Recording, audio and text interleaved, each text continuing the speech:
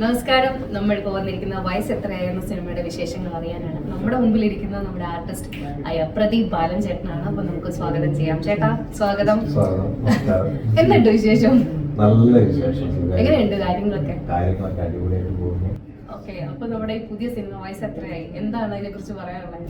വയസ്സ് എത്രയായി 30 എന്ന് പറയുന്ന പടം എന്നെ സംബന്ധിച്ചിടത്തോളം നല്ല പ്രതീക്ഷയുള്ള സിനിമയാണ്. കാര്യം ഇത് മൊത്തം ഒരു ഫൺ ട്രാക്ക് പോകുന്ന ഒരു സിനിമയാണ്. അപ്പൊ എന്നെ സംബന്ധിച്ചിടത്തോളം ഇതിൽ അത്യാവശ്യം ചെയ്യാനുണ്ട്. കുറെ കോമഡി സിറ്റുവേഷൻസ് ഉണ്ട്. നമ്മളെ കഴിയുന്ന രീതിയിൽ അത് അടിപൊളിയാക്കി എടുക്കാൻ വേണ്ടി ശ്രമിച്ചിട്ടുണ്ട്. പിന്നെ എന്റെ ക്യാരക്ടറുടെ പേര് ബ്രാ കുട്ടൻ എന്നാണ്. കുട്ടൻ എന്നാണ് പേര്, പക്ഷെ ബ്രാ കച്ചവടമാണ് മൂപ്പര്.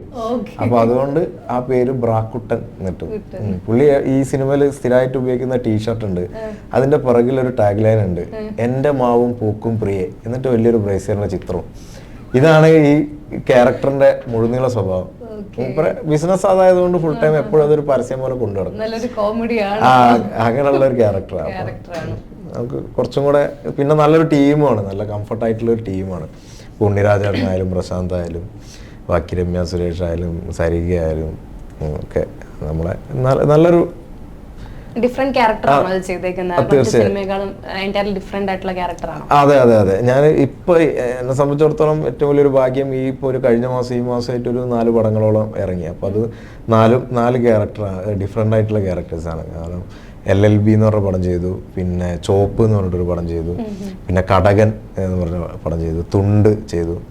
ഇതിലൊക്കെ വ്യത്യസ്തമായ കഥാപാത്രങ്ങളാണ് ചെയ്യാൻ പറ്റിയത്. അപ്പൊ ഇതും അതുപോലെ തന്നെ ഒരു ഡിഫറെന്റ് ആയിട്ടുള്ള ക്യാരക്ടറാണ്. അപ്പൊ അതൊരു വലിയ പ്രതീക്ഷയാണ്. ചേട്ടൻ സ്റ്റേജ് ആർട്ടിസ്റ്റും കൂടെ ആണല്ലോ. അപ്പൊ ഈ സ്റ്റേജ് അവിടെ ചെയ്യുന്നതും ഈ സിനിമ ചെയ്യുന്നതും ഡിഫറെന്റ് അല്ലേ? അതോ? തീർച്ചയായിട്ടും. അല്ല, സ്റ്റേജും ക്യാമറയും തമ്മിൽ രണ്ടാണല്ലോ, അന്തരം ഉണ്ടല്ലോ. കാര്യം സ്റ്റേജിന് എപ്പോഴും എല്ലാ കാലത്തും കുറച്ച് അധികം വേണം. കാര്യം പുറകിലിരിക്കുന്ന ആൾക്കാർക്ക് വരെ നമ്മളെ റിയാക്ഷൻ മനസ്സിലാവുന്നത് കുറച്ച് കൂടുതൽ വേണം. പക്ഷെ ക്യാമറയ്ക്ക് അത്ര ആവശ്യമില്ല, വളരെ മൈന്യൂട്ടായിട്ടുള്ള സംഭവമാണ്.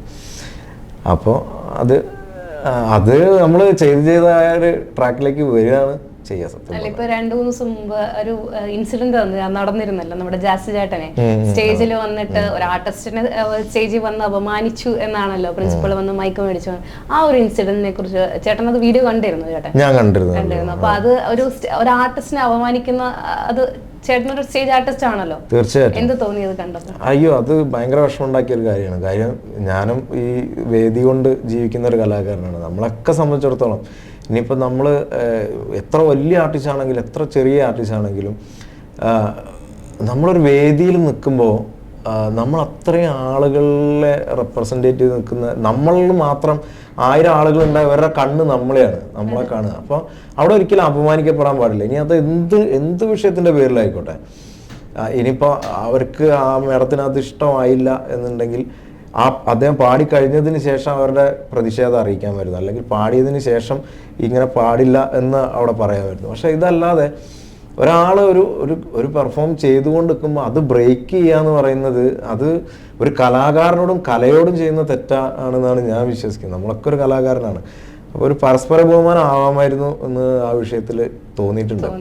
തീർച്ചയായിട്ടും. അതും പ്രത്യേകിച്ച് ഒരു വിദ്യാഭ്യാസം, ഒരു കോളേജ് നടത്തിക്കൊണ്ട് പോകുന്ന ഒരു പ്രിൻസിപ്പൽ, അത്രയും വിദ്യാഭ്യാസമൊക്കെ ഉള്ള ഒരു വ്യക്തി അത് ചെയ്തപ്പോൾ ഒരുപാട് അത് ഹേർട്ട് ചെയ്തു. ഒരുപാട് പിള്ളേർ അന്വേഷിച്ചത് അതിനെ, അതെ, അവരത് നന്നായിട്ട് അത് സപ്പോർട്ട് ചെയ്തു. അതാണ് അതിലൊരു വേർതിരിവില്ലാതെ അവരെ അത് ഫുൾ സപ്പോർട്ട് ജാസി ചേട്ടന് കൊടുത്തു. ചില നാട്ടുമ്പുറങ്ങളിൽ നമ്മൾ പ്രോഗ്രാമിന് പോകുമ്പോൾ ചിലപ്പോൾ അവിടെ പ്രാദേശികമായിട്ടുള്ള ചില വിഷയങ്ങൾ കാരണം ചിലപ്പോൾ അവിടെ ഉണ്ടാകുന്ന എന്തെങ്കിലും അടിപിടിയോ അല്ലെങ്കിൽ ഈ വെള്ളടിച്ചിട്ട് വരുന്ന ആളുകളൊക്കെ ചിലപ്പോൾ ചില പരിപാടികളൊക്കെ നിർത്തിപ്പോകുന്ന അങ്ങനെ സിറ്റുവേഷൻ ഉണ്ടാവാറുണ്ട്. പക്ഷെ അത് നമുക്ക് മനസ്സിലാക്കാം, അത് ചിലപ്പോൾ അങ്ങനത്തെ പക്ഷെ ഇത് ഇത്രയും ഒരു എഡ്യൂക്കേറ്റഡ് ആയിട്ടുള്ള ഒരാൾ അല്ലെങ്കിൽ അങ്ങനെ ഒരു സ്ഥാപനം, അതിൻ്റെ ഒരു ഹയർ അതോറിറ്റിയിൽ ഇരിക്കുന്ന ഒരാൾ, അത് ഒരിക്കലും അങ്ങനെ പാടില്ലായിരുന്നു, ചെയ്യാനുണ്ടായിരുന്നു എന്നാണ്. അതാണ്. അത് എല്ലാരും കലാകാരന്മാരല്ലേ. ജാസി ചേട്ടനെ സംബന്ധിച്ചിടത്തോളം പുള്ളിയുടെ കൂടെ നിന്ന് ഒരാളെ ചേർത്ത് നിർത്തുക എന്ന് പറയുന്നത്, കാരണം പുള്ളിയുടെ ആ ലെവലിൽ തന്നെയാണ് ആളെ കാണുന്നത്. അല്ലാതെ അദ്ദേഹം വേറൊരു കൂടെ പാടാൻ വന്ന ആളാണെന്നോ അങ്ങനെയല്ലല്ലോ. അപ്പോൾ അദ്ദേഹത്തെയും വലിയൊരു ആർട്ടിസ്റ്റ് ആയിട്ടാണ് ജാസി ചേട്ടൻ. പക്ഷെ ആ മേഡം അതെന്താണ് ചിലപ്പോൾ അങ്ങനെ ചിന്തിച്ചതെന്ന് അറിയില്ല.